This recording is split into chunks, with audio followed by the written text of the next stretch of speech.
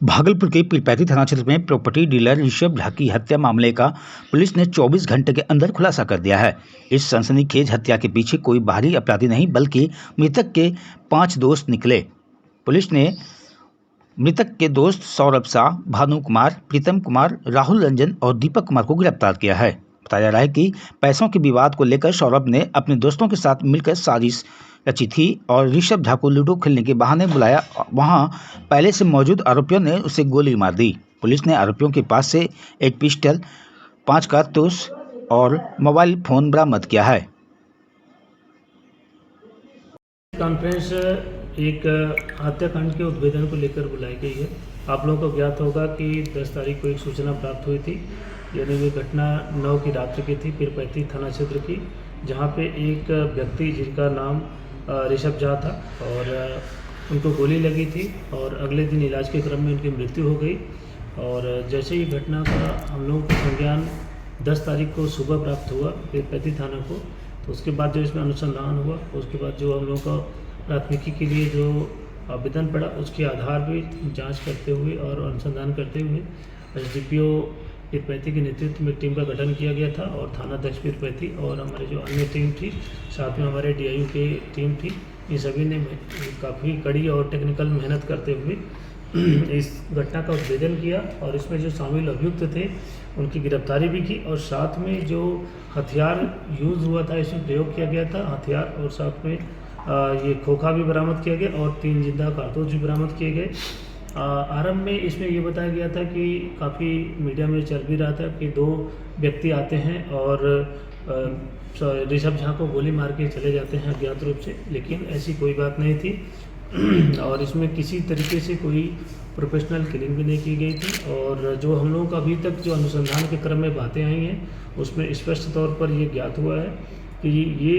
जो अभियुक्त सब पकड़े गए हैं और जो मृतक था, ये लोग पूर्व से परिचित थे और उसमें से कुछ अभियुक्त थे कि ये लोग बैठ के कहीं लूडो खेल रहे थे और उसी के क्रम में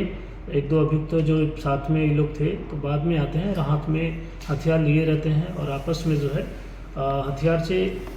एक दूसरे के दिखाने के क्रम में गोली चलाते हैं। अब ये इंटेंशनली गोली चलाए हैं या नहीं, अभी प्राथमिक पूछताछ में हम लोगों को कई साक्ष्य मिले हैं, कई बातें सामने आई हैं और सभी से एक लंबी पूछताछ भी की गई है। अभी इसमें कई अन्य तकनीकी पहलू है, उसका हम लोग अनुसंधान कर रहे हैं। वो बातें जैसे क्लियर हो जाएंगी, साक्ष्य हमारे पास स्पष्ट हो जाएंगे, तो आगे हम लोग अनुसंधान में लाएंगे कि किस कारण से क्या एग्जैक्टली ये घटना घटी। लेकिन प्रथम दृष्टया जो ये सारी घटना जो उद्भेदन हुआ है, आपस में पूर्व परिचित थे, आपस में बैठ कर लूडो खेल रहे थे, उसी के क्रम में पिस्टल से जो है गोली चलती है और ऋषभ झा की मृत्यु हो जाती है। और जो मुख्य रूप से जो आरोपी है,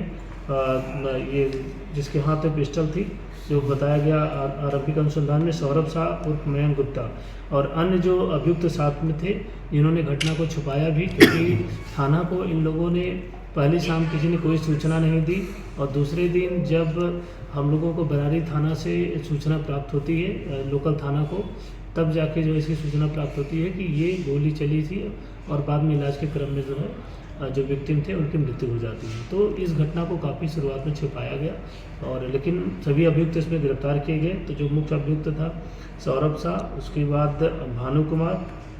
फिर प्रीतम कुमार, राहुल रंजन एंड दीपक कुमार, तो ये सभी अभियुक्त जो घटनास्थल पर थे, सभी की गिरफ्तारी सुनिश्चित की जा चुकी है और इनके पास से एक पिस्टल, जिंदा कारतूस 3, एक खोखा और एक मोबाइल को जब्त किया गया है। अभी मोबाइल की छानबीन चल रही है, अन्य अगर कोई इसमें साक्ष्य होगा तो उसका संकलन किया जाएगा। जो हमारी टीम थी गिरफ्तारी के लिए, वो हमारे ये DSP पंकज कुमार और इंस्पेक्टर पंकज कुमार राव और हमारी जो DIU की टीम थी, इन सभी ने मिलकर जो गिरफ्तारी की। इस तरीके से इसमें जो शामिल सभी अभियुक्त थे, सभी अभियुक्तों की गिरफ्तारी की गई और ये हत्या में जो शामिल हथियार था उसकी भी हम लोगों ने रिकवरी कर ली है और जो खोखा था उसकी भी रिकवरी कर ली गई और साथ में जो उस समय 3 अन्य कारतूस थे उसको भी बरामद कर लिया गया है। इस तरीके से इस घटना का कहें तो 24 घंटे के अंदर उद्भेदन किया गया है और शुरुआत में जिस तरीके से घटना को जो है दूसरी दिशा देने की कोशिश की जा रही थी, लेकिन ये बातें कुछ और थी, उसको आप लोगों के सामने रखा गया है। अन्य जो भी बातें इसमें इस कांड में है और अनुसंधान के क्रम में आगे आएंगी और जो भी पहलू आएंगे सामने उसको अनुसंधान के क्रम में लाया जाएगा और अभियुक्तों के खिलाफ इसको मान्य न्यायालय में पेश किया जाएगा। Thank you sir.